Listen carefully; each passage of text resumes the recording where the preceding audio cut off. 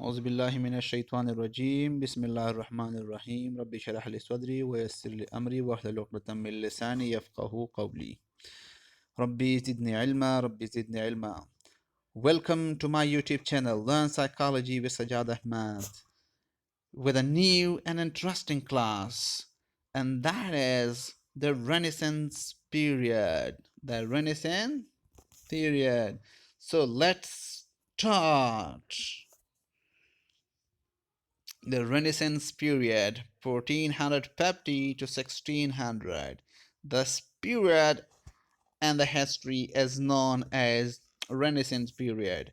In this period, in this class, I will teach you about the philosopher of the era of the Renaissance period, i.e., about the uh, Newton, Copernicus, and Descartes.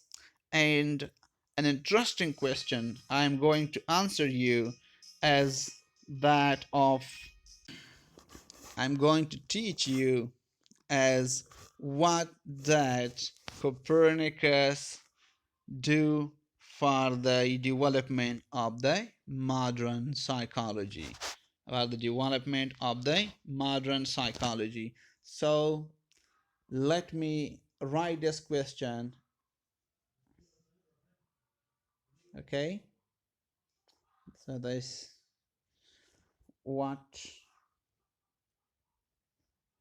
did the sorry, this is let me erase this. What did do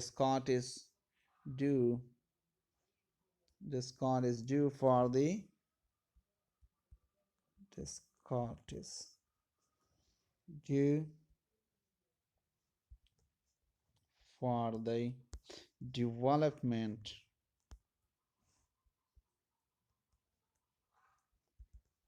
of modern psychology? So stay with me. I'm going to answer this question in just a few minutes. Okay?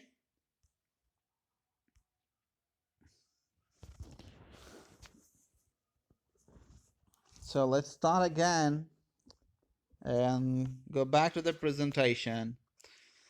And what is mean by the Renaissance? Now the question is, what is mean by the Renaissance? The Renaissance mean the rebirth. The Renaissance mean the rebirth. Mean in the Greek period, the Western world was doing a lot of in the field of psychology, in the field of the science and philosophy.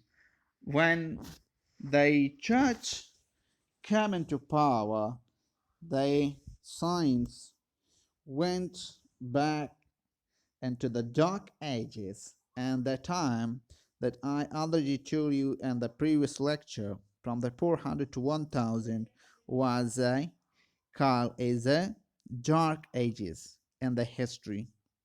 Then from the 1400 to the 1600, this period was known as the time of rebirth, or the Renaissance.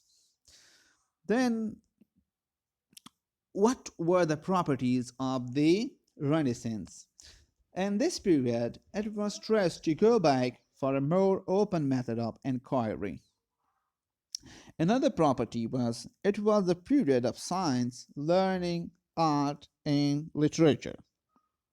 Number third, the philosophy was detached from the grip of the religion.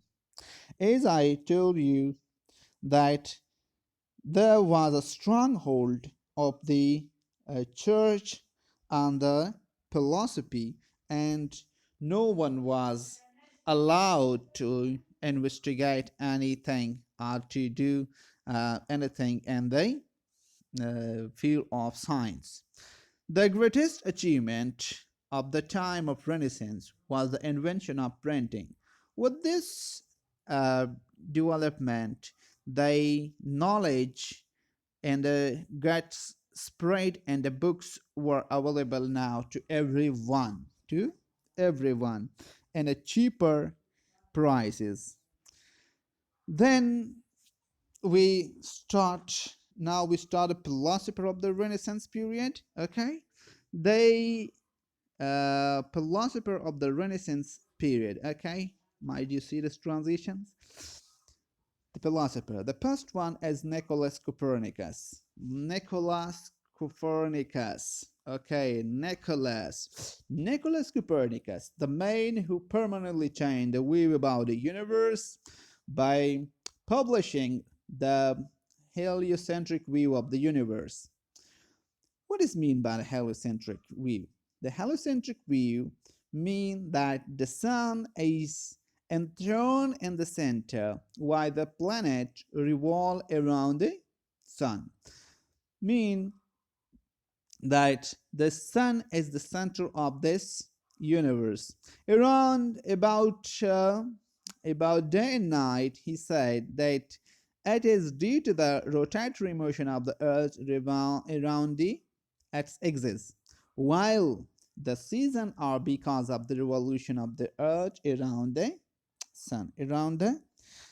sun. I hope you will understand this.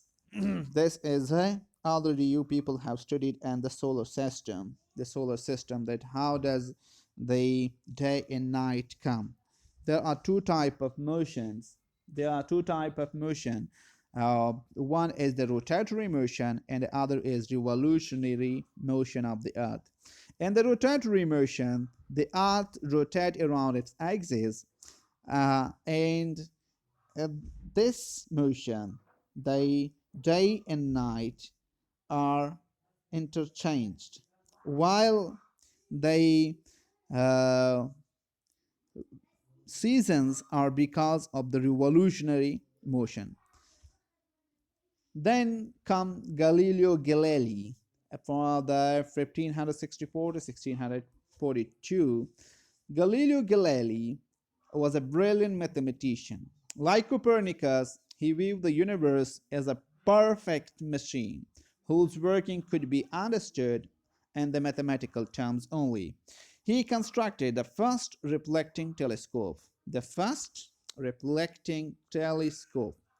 The first reflecting telescope. Okay, guys, the first reflecting telescope. This is his invention. He formulated the law of free fall. He formulated the law of free fall. He formulated the law of free fall. And according to this law, speed is proportional to the time of free fall. To the time of free fall. There is a time get uh, the mean decreases, the speed also changes with the time of the free fall. Okay, then comes the Isaac Newton, the man who is well known and the history for the equation of motion. You guys would have studied, and a basic gravitational force. He conducted an experiment of the phenomenon of color. He demonstrated that white colors could be refracted into the component of the color. Its component is 7 colors, and then the individual rays could be recombined to produce the white light. In this experiment was known as the scientific demonstration of 17th century. For your information, I'm going to tell you. I would like to tell you that actually the color doesn't exist.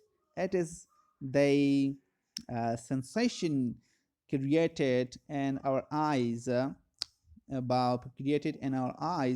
with the help of rods and cones, and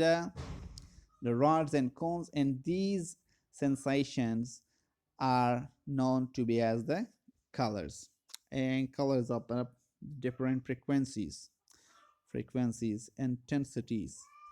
Okay, then the Francis Bacon, the question I told you about that I'm going to tell you is the uh, and the end of this. Okay, in history, the Bacon approach was called positivism. Positivism means that the object or event that could be experienced directly should be the object of scientific inquiry, because according to him, science should not include any theory, no deduction, but only the direct object, the direct observation, that the science should not be about the things that could not be touched, that could not be felt, that could not be observed. It should be about some real things that could be accessed at any time. Okay, he was interested in the direct observation and recording of the nature. And now come the final uh, one, the Rene Descartes, known to be the man of Renaissance, a mathematician, a philosopher, a scientist, and a psychologist. What was Descartes' most important work for the development of the modern psychology? So let me answer this question, which I promise you guys in the beginning of this class. So, answer, are you ready? Okay. So he attempted to resolve the body mind issue, which was the controversial one for centuries. He accepted the dualistic position, but his dualism was interactionism. How? According to the Descartes, he says that mind and body are two different things, like two different things, but he was different, and this from the other philosopher, that he says that this dualistic position is intra-actionism, mean that the mind influences the body action and exert a greater influence, and the body exert a greater influence on the body than previously supposed by the other philosopher. So this was the answer of the question. I hope you would have understand.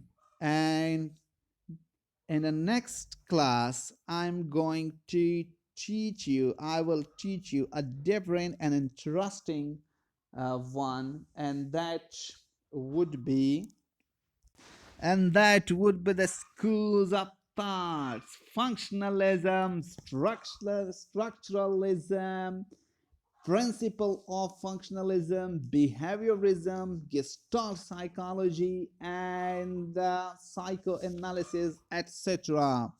Until that time, bye bye and take care. Allah Hafiz.